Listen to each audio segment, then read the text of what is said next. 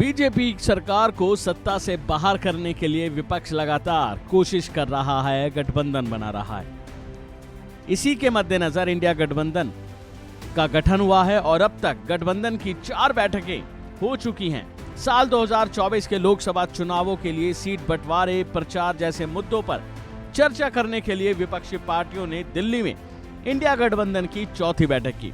इसमें 28 पार्टियां शामिल हुई। तो वहीं इस बैठक में पीएम चेहरे, सीट बंटवारे और ईवीएम को लेकर चर्चा हुई, जिसका क्या नतीजा निकला आइए जानते हैं। सबसे पहले आपको बता दें कि इस बैठक में कई मुद्दों को लेकर बात हुई।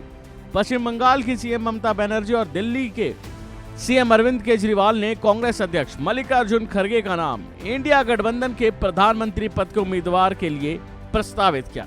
इस पर मल्लिकार्जुन का बयान भी सामने आया। उन्होंने जवाब देते हुए कहा कि पहले सभी लोगों को जीत कर आना है, जीत के लिए क्या करना है उसके बारे में काम करना जरूरी है, उसके बारे में सोचना जरूरी है। प्रधानमंत्री कौन बनेगा ये तो बात की बात है। सांसद अगर नहीं है तो प्राइम मिनिस्टर की बात करके क्या फायदा। तो इसलिए ये जरूरी है कि पहले सभी अपनी संख्या बढ़ाने के लिए एक होकर लड़कर मेजॉरिटी लाने की कोशिश करेंगे। और इस दौरान उन्होंने बीजेपी पर भी तंज कसा।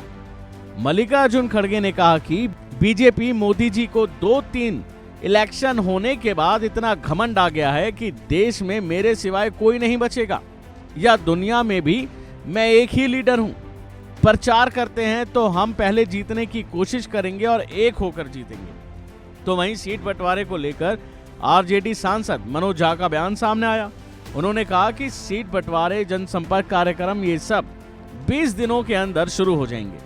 सभी फैसले 3 हफ्ते के अंदर ले लिए जाएंगे।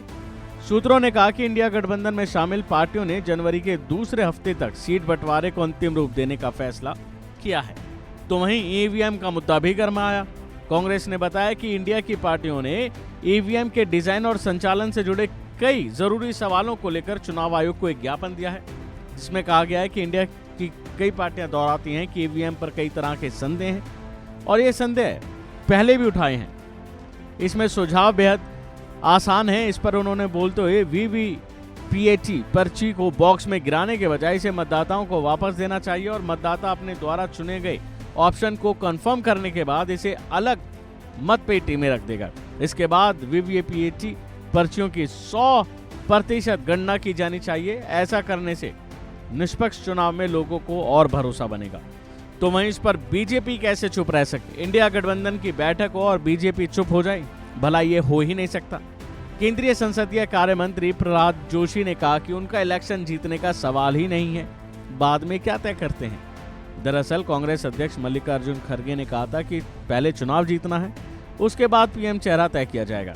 जोशी ने कहा कि सवाल ही नहीं है कि वो चुनकर आएंगे। बहरहाल अब देखने वाली बात होगी कि आगे आगे होता क्या है।